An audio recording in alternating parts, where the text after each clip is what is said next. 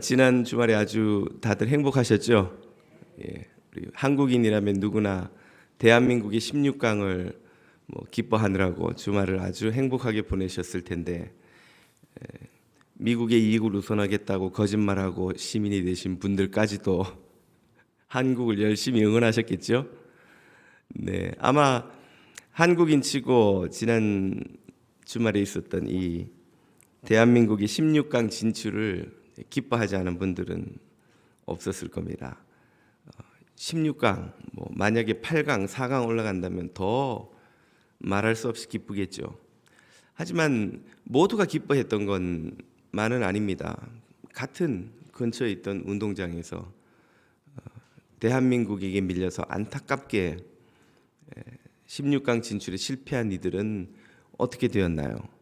예, 우루과이의 선수들 또 국민들 모두가 화내고 슬퍼하고 참 힘겨운 우울한 주말을 보냈습니다. 왜 어떤 이는 이렇게 기뻐하는데 어떤 이는 이렇게 슬퍼하는 걸까요? 우리나라가 16강에 진출한 경사에 우리만 생각하면 되지 무슨 우루과이까지 우리가 걱정해 주는가 싶겠지만, 한번 생각해 봄직한 것이, 우리라고 항상 이기기만 하겠습니까? 다음 월드컵에는 우루과이가 올라가고 우리가 떨어질 수도 있는 것이고, 그러면 우리가 똑같이 지금 우루과이처럼 슬퍼하고 화나고 속상해 하겠죠. 왜 어떤 이들은 올라가고 어떤 이들은 내려가고, 올라가는 이들은 이렇게 기뻐하고 내려가는 이들은 저렇게 슬퍼하는 것입니까? 올라가면 뭐가 좋기에 그러는 것일까요? 올라가면 여러 가지를 손에 쥐죠. 돈, 권력, 지위, 명예, 이런 것들을 얻을 수 있습니다. 올라가는 이들만이 자원을 얻고 내려가는 이들은 자원을 잃는 것, 그것이 세상의 방식입니다. 그래서 모두가 어떻게든 안간힘을 써서 올라가려고 애를 쓰죠. 문제는 그 높은 자리에 올라갈 수 있는 이들이 극히 소수라는 것이죠. 소수만이 올라가 자원을 손에 쥐고 다수는 내려가서 그 자원을 얻지 못합니다. 그래서 얻은 이들을 부러워하고 때로는 시기하고 화가 나고 슬퍼하고 힘겨운 삶을 살죠. 요즘에야 문명의 시대니까 경쟁에서 밀려 내려가도 그냥 좀 없이 사는 것, 좀 적게 갖고 사는 것 정도로 끝나지만, 옛날에는 사회, 정치, 경제적 경쟁에서 지면 그냥 심하면 목숨을 잃는 거였어요. 정쟁에서 밀려나면 자신이 죽을 때도 있고, 심지어는 삼족이 그냥 멸할 때도 있고, 아니면 사랑하는 아내, 아이, 가족들이 노비, 종이 되어서 대대손손 비참한 삶을 살아야 되는 경우도 있죠. 경제적으로도 밀려서 내려가면 그야말로 극빈층에서 죽지 못해 사는 삶을 많은 민중들이 살아가는 그런 세상을 오랫동안 인류는 살아왔습니다. 그래서 항상 인간 사회는 올라간 소수와 올라가지 못한 다수 사이에 긴장이 존재했습니다.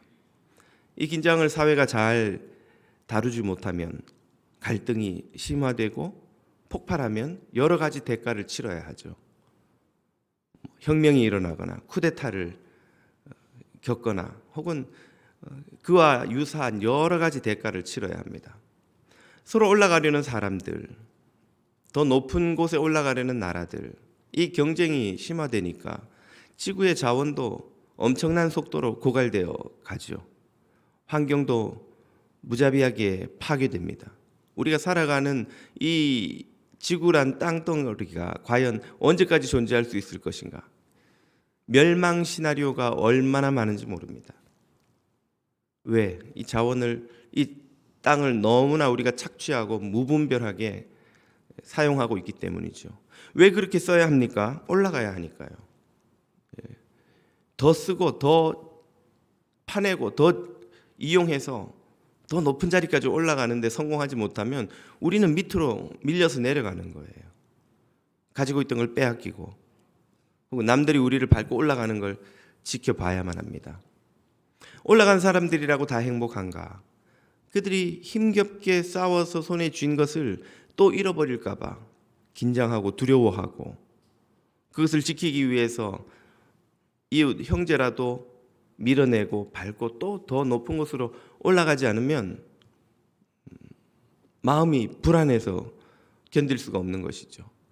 꽃들에게 희망을 이란 유명한 동화를 보면 그런 장면이 나오죠. 애벌레들이 끊임없이 탑 꼭대기를 향해 올라가는데, 올라가려면 밑에 있는 애벌레를 밟아 떨어뜨려야 하는 거예요. 그래서 올라가 보니까 그 꼭대기에는 아무것도 없기 때문에 이번에는 밑에서 올라오는 애벌레들이 또 꼭대기에 있는 애벌레들을 떨어뜨리는 거죠. 그 꼭대기에 도착한 애벌레들은 끊임없이 떨어져서 죽습니다. 밑에서 올라가는 애벌레들은 저 꼭대기에 뭐가 있는지 모르지만 아무튼 저기 올라가야 한다는 생각에 다들 같은 행동을 무한 반복합니다. 동화이지만 우리가 사는 세상을 꼬집고 있기 때문에 오랫동안 읽히고 있습니다. 이런 세상은 모두가 불행한 사회라 할 수 있습니다. 이 모두가 불행한 사회에서 이 긴장과 두려움, 이 시기와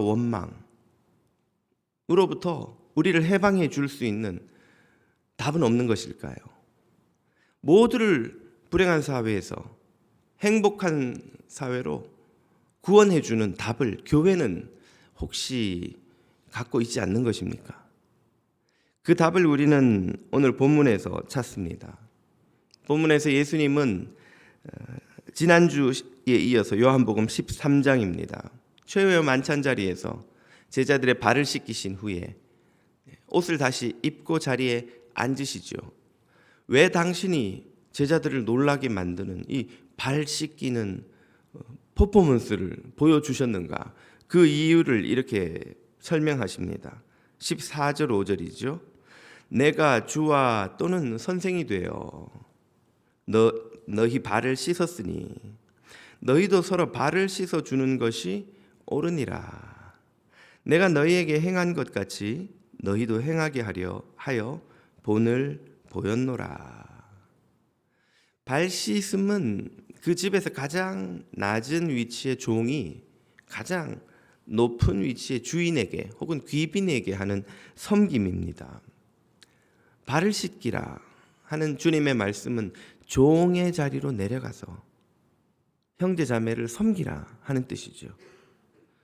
모든 세상 사람들이 올라가려고 하는데 너희는 내려가야 한다는 거예요. 세상과 달리 세상의 방식과 반대로 세상은 어떻게든 올라가려고 하는데 너희는 어떻게든 내려가야 한다는 거예요. 왜 내려가야 한다는 겁니까? 두 가지 이유를 설명하셨죠. 첫째는 주와 선생된 예수님이 그렇게 하셨으니까. 주님이 이 땅에 오셔서 십자가를 지심으로 죄인된 우리를 피 흘리심으로 섬기셨죠. 그처럼 예수님을 따르는 이라면 예수님처럼 낮아져서 섬기는 게 당연하다는 말씀이죠. 예수님의 권위로, 주와 선생된 이의 권위로 우리도 낮아져야 한다는 말씀입니다. 두 번째 이유는 그렇게 낮아지는 것이 진정한 복의 길이기 때문에 그런 것입니다. 본문 17절입니다. 너희가 이것을 알고 행하면 복이 있으리라. 복이 있으리라. 무슨 복이 있다는 말인가요? 우리는 올라가야 복이 있는 줄 알잖아요. 올라가야 거기 돈이 있고 권력이 있고 명예가 있고 지위가 있고 16강에 올라가야 수당도 선수들도 더 받고 우리도 기분 좋고 또 그 무명의 선수들이 유명해지면 카메라에 그 활약이 눈에 띄면 유럽의 명문 구단에서 그 무명 선수들 비싼 돈을 주고 스카우트해 간단 말이죠. 올라가야 거기에 복이 있지. 그런데 예수님은 지금 내려가면, 내가 내려간 것처럼 너희들도 내려가면 거기 복이 있다는 거예요. 이게 도대체 무슨 복인가? 말이 되는가 말이죠. 세상 사람들한테 한번 그렇게 말해 보십시오. 이번에 16강에 떨어지면 복된 거야. 무슨 말도 안 되는 소리를 하느냐고 이상하게 보지 않겠습니까? 예수님이 그런 말씀을 지금 하시는 거예요. 왜 내려가는 삶이 복되다는 것입니까? 이 말씀을 이해하려면 구약에 등장한 비슷한 말씀을 살펴보아야 합니다. 신명기 15장으로 가면 이런 말씀이 나오죠. 네가 만일 내 하나님 여호와의 말씀만 듣고 내가 오늘 내게 내리는 그 명령을 다 지켜 행하면 어떻게 됩니까? 내 하나님 여호와께서 내게 기업으로 주신 땅에서 내가 반드시 복을 받으리니 너희 중에 가난한 자가 없으리라. 이 말씀을 이 여호와 하나님이 언제 어디서 주셨는가가 중요합니다. 이스라엘을 출애굽시키신 후에 광야를 통과케 하시고 요단강 동편 모압 평원에서 이제 약속의 땅 가나안으로 들어가기 직전에 시내산에서 주셨던 율법을 다시 한번 그들에게 설명하시면서 내가 설명하는 모세를 통해서죠. 이 모든 율법을 너희가 다 지켜 행하면 너희가 복을 받을 거라는 거예요. 복을. 그래서 너희가 들어가는 이 가나안 땅, 약속의 땅에서 모든 백성이 가난한 자가 없이 다 잘 먹고 잘 살 것이다. 이 말이죠. 중요한 것은 무엇입니까? 주님이 율법을 주신 이유죠. 왜 이 백성에게 가나안 땅에 들어가기 전에 이 백성에게 율법을 하나님이 주시는가? 하나님이 율법을 통해서 이스라엘 백성들을 구속하려고, 괴롭히려고, 이런 어려운 규정들을 무더기로 주셔가지고 사는 걸 아주 피곤하게 만들려고, 흔히 교회 밖에서 오해하듯이 그런 목적으로 하나님이 율법을 주신 게 아니라는 말이죠. 왜 주셨는가? 이 율법이 그들로 하여금 당시의 모든 세상의 다른 나라들, 자신이 왕이 되어서, 자신이 주인 되어서, 자신이 더 올라가기 위해서 이웃을 착취하고 짓밟고 떨어뜨리고 경쟁에서 물리쳐야만 살아남는 그런 세상의 나라들과 달리 하나님 사랑과 이웃 사랑의 율법을 쫓아 행하는 그런 나라를 만들려고 하신 거예요. 이스라엘, 너희는 세상의 다른 나라와 달라야 한다는 거죠. 세상 나라는 다 이웃을 짓밟고 올라가야 복을 누리는 세상 나라지만 너희는 하나님 사랑, 이웃 사랑의 정신으로 이 율법을 따라 서로 섬기는 삶을 살 때 내가 너희들에게 복을 주겠다는 거죠. 그 복은 무엇인가? 하나님을 왕으로 모신 나라, 하나님의 법을 따라 살아가는 나라, 사랑과 공의로 다스림을 받는 나라, 그런 나라가 가나안 땅에 율법에 순종하는 백성에 의해서 건설될 거라는 말이에요. 그런 나라에서 사는 게 복인 겁니다. 그게 너희에게 주는 나의 복이다. 그 복을 누리는 너희는 가난한 자가 없고 모든 이들이 부족함 없는 복지를 충분하게 풍요롭게 누리면서 사는 그런 복을 누리게 될 것이다 하는 말씀이에요. 그런데 이 신명기의 말씀과 예수님의 말씀이 구조가 똑같습니다. 이 율법을 지켜 행하면 너희 나라에 복이 있으리라. 내가 너희에게 가르치는 이 나자저 종이 되라는 말씀을 지켜 행하면 너희에게 복이 있으리라. 같은 복인 거예요. 예수님이 약속하신 복도 신명기가 약속한 복과 똑같은 복이에요. 무슨 복입니까? 사랑의 율법을 따라 사는 신명기의 이스라엘 백성들처럼 예수님처럼 종이 되어 섬기며 살아가라는, 형제 자매의 종이 되라는 이 예수님의 말씀을 쫓아 낮아져 섬기는 삶을 살면 서로가 서로를 사랑하는, 그래서 그들 가운데 하나님의 충만한 임재가 경험되는 그런 공동체가 생긴다는 거예요. 세상의 모든 다른 공동체와 달리 세상 어떤 공동체, 어떤 조직이라도 거기서 복을 누리려면 올라가야 됩니다. 회사에서도 올라가야 돼요. 마켓에서도, 시장에서도 올라가야 돼요. 무슨 일을 하든 경쟁에서 올라가야 돼요. 공부를 해도 올라가서 더 좋은 대학을 가야 돼요. 직장을 가도 더 좋은 연봉이 많이 주는데 올라가야 돼요. 그래서 세상 사람들이 좋아하는 게 랭킹이에요. 랭킹. 빌보드 차트부터 해서 뭘 하든지 순위를 매겨요. 부자 순위를 매겨요. 기업 무슨 순위를 매겨요. 또 무슨 누가 더 잘하나 순위를 매겨요. 월드컵도 순위 아니에요. 순위. 누가 1등 하냐?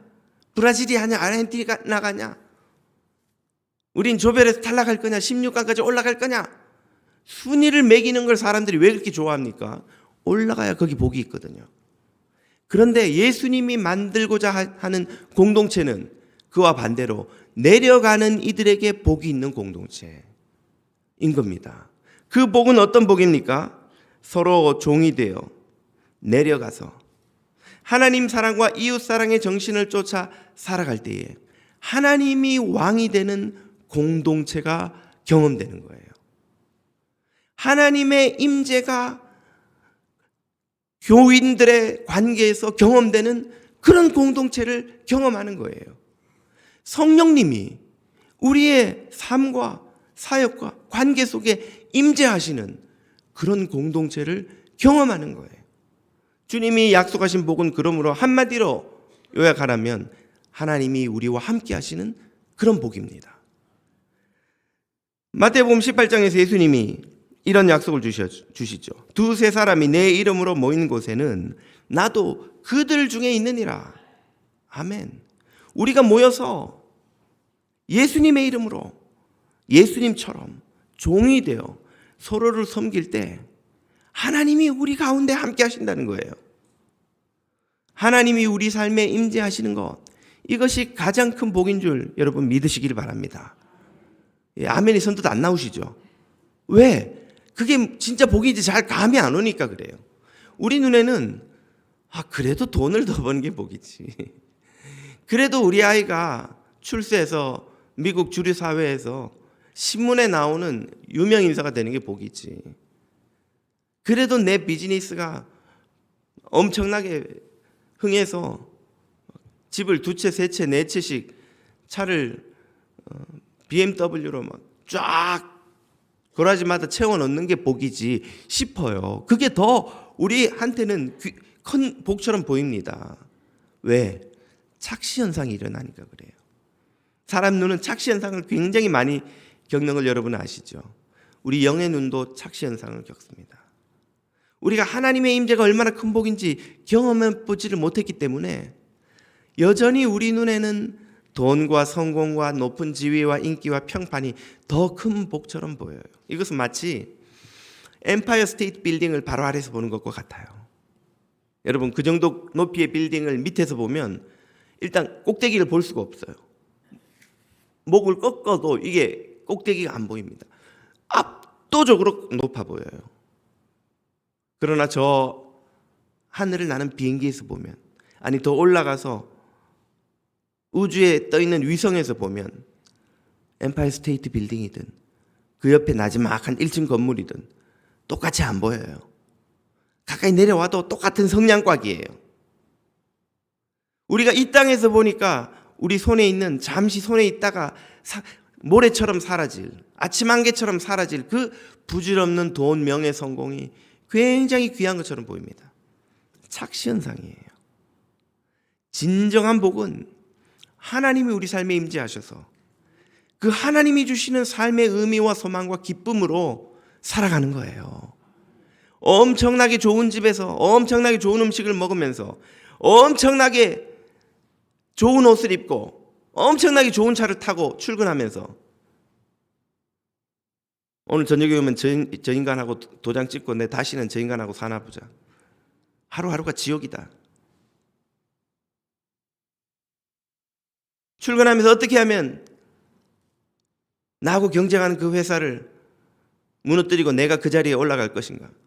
그거의 골몰에서 출근하는 사람의 마음에 있는 그 나라와 하나님의 임재로 충만하여서 오늘도 하나님을 경배하는 것이 기쁨이요, 하나님이 주신 삶의 목적과 의미와 사명을 쫓아 사는 것이 기쁨인 사람의 마음에 임한 나라에, 그 나라 중 어느 것이 진짜 복이냐? 하나님의 충만한 임재가 더 큰 복인 줄 아는 사람, 그들이 그리스도인입니다. 그들이 성도인 거예요. 지선아 사랑의 책의 저자인 이재선 자매 이야기를 여러분 다 들어보셨죠? 얼마나 예쁜 자매예요. 여러분 정말 이런 자매가 우리 교회에 있으면 당장 며느리 삼고 싶으시죠? 얼마나 예쁜 자매예요. 얼마나 재능이 있었고, 자신의 잘못도 아닌 음주운전한 사람의 차가 와서 들이받아 난 화재로 온몸이 전신 3도 화상을 입고 30여 차례 수술을 하며 지금도 계속 진통제를 먹으며 몸에 있는 통증과 싸우며 남은 평생을 살아가야 해요. 계속해서 치료를 쉴 수가 없습니다. 온몸의 피부가 다 녹아내려오고, 한 인터뷰 프로그램에 나와가지고 사회자가 물었어요. 이런 일이 자기 잘못도 아닌데 생긴 것을 원망해 보지 않으셨어요? 저는 하나님을 원망하지 않았습니다. 혹 더 고통이 심해져서 내가 견딜 수 없는 상황이 오더라도 하나님께 원망하지 않게 해달라고 기도드렸습니다. 하나님이 이런 일마저도 허락하신 이유가 있으리라고 믿기 때문이에요. 이전으로 돌아갈 수 있다면, 예전에 그 예쁘고 건강했던 꿈 많았던 소녀의 시절로 돌아갈 수 있다면 돌아가시겠습니까?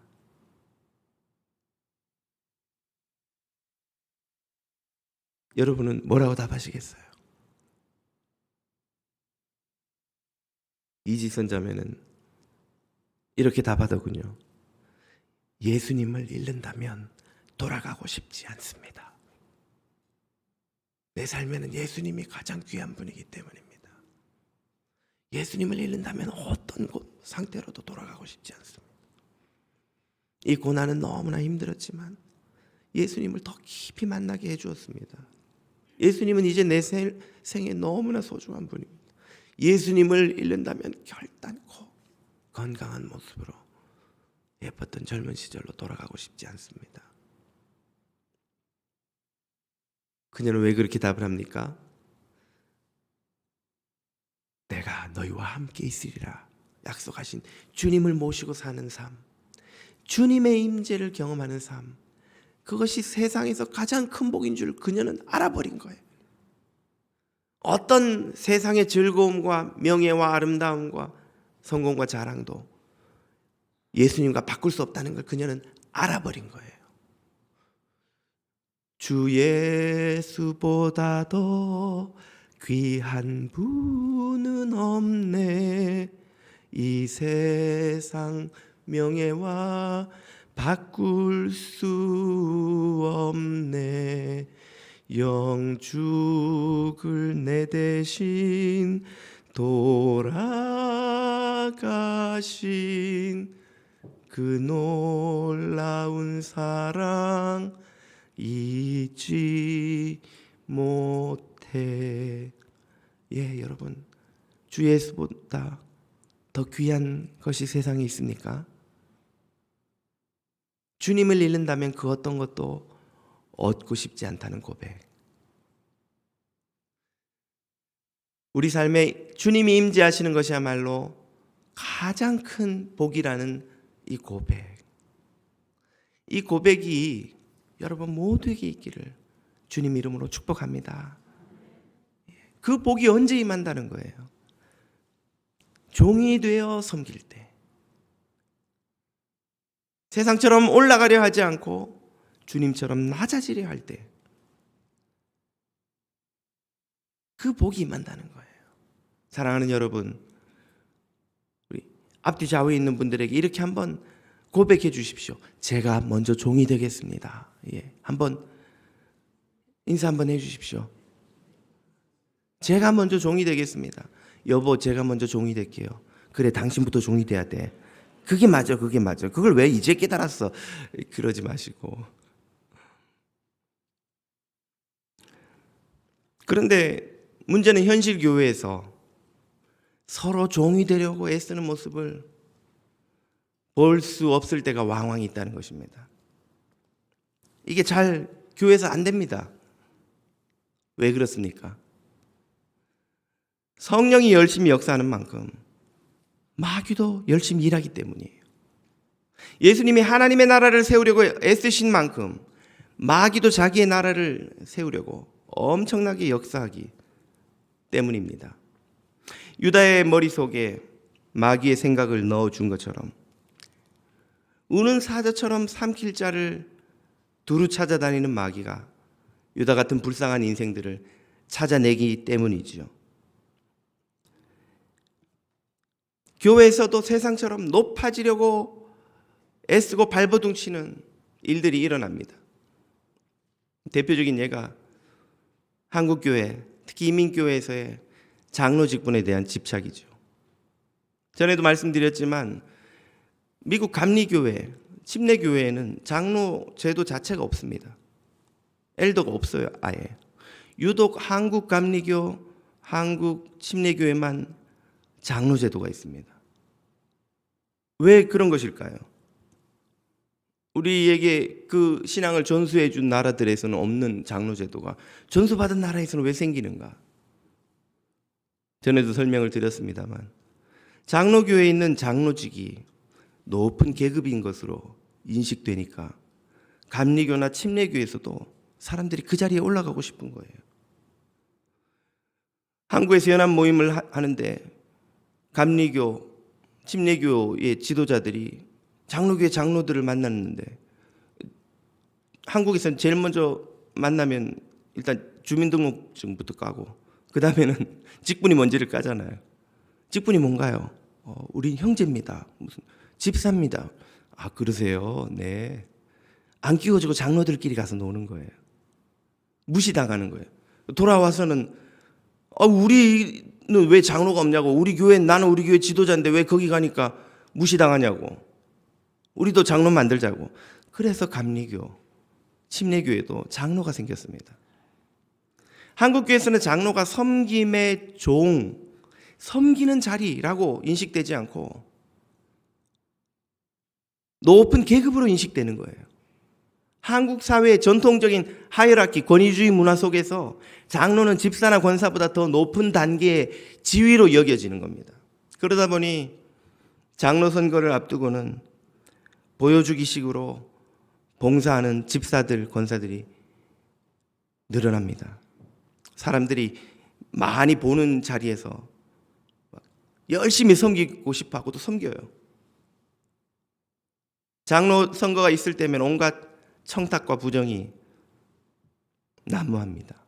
그러다가 안 되면 시험에 들어서 교회를 떠나거나 혹은 마음의 앙심을 품고 문제를 일으키죠. 되면 그 자리를 획득한 대가를 또 얻어야 되니까 그때부터는 집사 때 열심히 하는 것처럼 보였던 그 굳은 봉사는 더 이상 하지 않고 지시하고 훈계하고 가르치고 심지어 갑질까지 합니다. 이제 안수 집사들하고 안 놀아요. 권사들하고도 레벨이 달라져서 서로 같이 놀지 않습니다. PCUSA는 장로를 하다가 임직이 끝나면 다시 그냥 탐이고 좌안으로 돌아가요. 제임스 다 친구예요. 그러나 우리는 한번 장로가 되면 죽을 때까지 장로지 권사 집사들하고 어울리지 않아요. 어울려도 계급이 다르죠. 그러다 보니 한국 교회에 얼마나 많은 부작용이 생기는지요. 이 자리에 올라가면 힘겨루기 하느라고 인생을 다 낭비하고 주님과 상관없이 살아가는 부작용이 말이죠. 그래서 한국의 100주년 기념교회에서는 예전에 이런 시도를 했습니다. 지금도 그렇습니다만은 70세가 넘으면 남자는 모두 장로, 여자는 모두 권사로 불러요. 왜? 거기 가려고 싸우지 말라는 거예요. 어차피 조금 있으면 다 장로 되고 권사 되니까 그거 얻으려고 서로 싸우고 시기하고 눈치 보고 어디 무슨 부서에서 해야 더 표를 많이 얻나, 그거 목숨 걸지 말라는 거예요.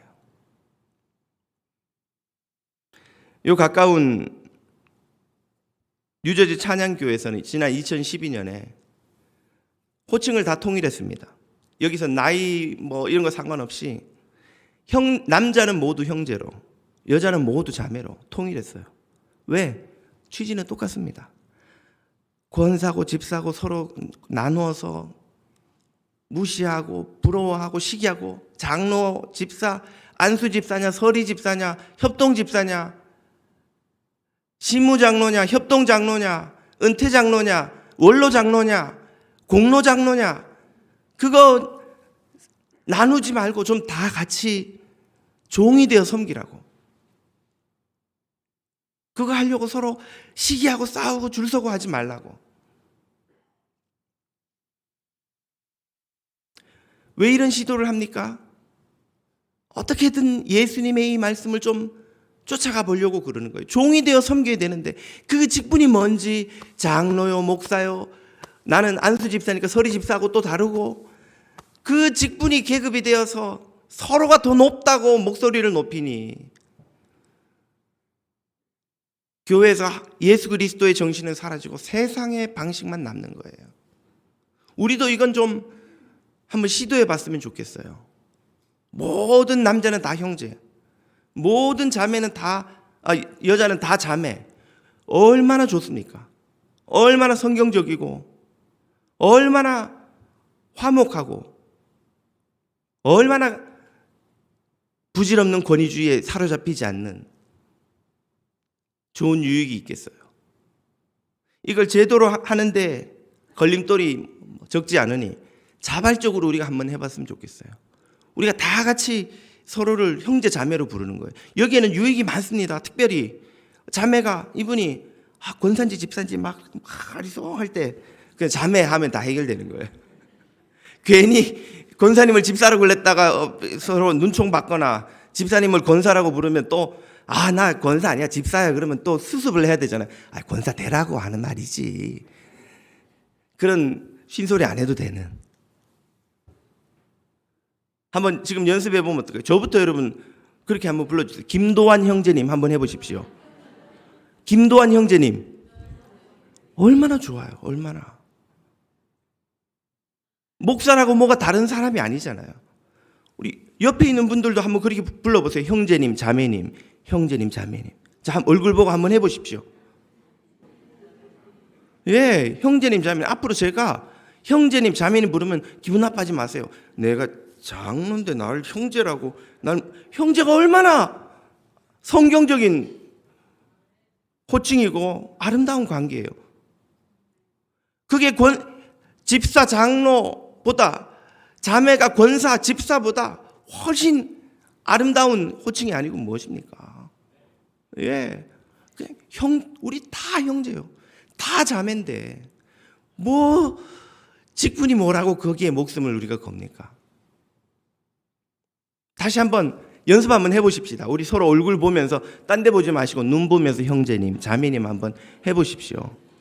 예.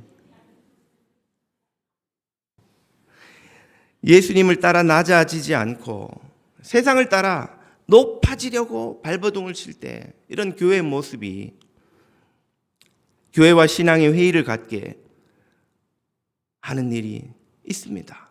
그래서 이 사람들이 이게 교회인가? 이게 내가 믿던 신앙이야? 하고 시험에 드는 일들이 일어나죠. 예수님은 이런 일이 일어날 것을 예견하셨습니다. 오늘 본문 18절이 말씀합니다. 내가 너희 모두를 가리켜 말하는 것이 아니니라. 나는 내가 택한 자들이 누구인지 알미라. 12제자 중에 당신의 낮아지라는 가르침을 따르지 않고 높아지려고 당신을 파는 유다가 나타날 것을 아셨습니다. 그러나 내 떡을 먹는 자가 내게 발꿈치를 들었다 한 시편 41편에 성경이 이루어지게 하려는 것이지 그 일은 갑자기 일어난 것이 아니다 하는 의미죠. 가장 가까운 자가 배신을 하더라도 놀라지 말아라. 19절입니다. 지금부터 일이 일어나기 전에 미리 너희에게 일러둠은 예방주사를 놓아주는 것이다. 그가 나를 팔고 내가 십자가에서 죽는 그런 충격적인 일이 일어나더라도 너희가 놀라지 말고 내가 그인 줄 너희가 믿게 하려 함이로라. 놀라지 말아라. 충격을 받지 말아라. 이걸 다시 오늘의 문맥으로 바꾸자면 이런 뜻이에요. 교회에서 유다처럼 낮아지려 하지 않고 높아지려고만 하는 사람들이 있어도 놀라지 말아라. 충격받고 시험에 들지 말아라 하는 거예요. 유다가 배신하면 성도들 사이에 이런 의혹이 일어날 수 있죠. 아니, 12제자 중에 하나가 저렇게 배신하는데 나머지 11제자는 제대로 된 사도 맞나? 자기가 세운 제자한테 배신당한 예수님은 메시아가 맞나? 그런 의심이 생길 수 있습니다. 시험에 들 수 있다는 거예요. 그래서 예수님이 말씀하시죠. 20절. 내가 진실로 진실로 너희에게 이르노니 내가 보낸 자를 영접하는 것은 자는 나를 영접하는 것이요. 이 말은 여전히 내가 보낸 그들은 내 사도다 이 말이에요. 유다 같은 자가 나타나도 남은 11제자 사도는 내가 보낸 이가 맞다 하는 말이에요. 그리고 나를 영접하는 자는 나를 보내신 이를 영접하는 것이니라. 이 말은 그럼에도 불구하고 그런 일이 일어나는데도 불구하고 여전히 나는 하나님이 보낸 메시아 하나님의 아들이다 하는 선언입니다. 그러므로 믿음을 잃지 말라는 것이에요. 그런 일이 일어날 때 믿음을 잃는 것이야말로 마귀가 노린 것이라는 예고이죠. 실제로 초대교회부터 지금까지 2000년 동안 교회에서는 온갖 추한 일 부정이 일어나 왔습니다. 수많은 거짓 성도들이 떠나가고 거짓 교회가 무너지고 거짓 복음이 아침 이슬처럼 사라지곤 했지요. 그러나 이 모든 일이 일어나는 것은 명품일수록 짝퉁이 많은 것과 같은 이유예요. 복음이 진리이기 때문에 흉내내는 거짓 복음이 많은 겁니다. 교회는 참된 하늘의 공동체이기 때문에 흉내내는 이단적 커뮤니티, 공동체가 많이 우후죽순처럼 일어나는 거예요. 참 성도는 놀라운 고귀한 직분이기 때문에 그것을 흉내내는 거짓 성도가 많은 것입니다. 구더기 무서워 장 못 담그지 않듯이 여전히 참 복음은 복음으로 선포되고 있습니다. 참 성도는 하나님을 경배하는 삶을 살아갑니다. 참 교회는 여전히 참 복음을 선포하며 이 세상에 땅끝까지 퍼져가고 있습니다. 왜입니까? 예수님의 이 선언 때문이죠. 요한복음 16장입니다. 이것을 너희에게 이르는 것은 너희로 내 안에서 평안을 누리게 하려 함이라. 세상에서는 너희가 환난을 당하나 담대하라. 내가 세상을 이기었노라. 아멘. 예수님 안에 평안이 있는 줄 믿으시기 바랍니다. 이 평안이 여러분의 것이 되기를 축복합니다. 예수님이 승리하신 줄 믿으시기 바랍니다. 여러분도 예수님 안에서 승리하시기를 축복합니다. 우리는 이미 예수님이 승리하신 전쟁을 치르고 있는 거예요.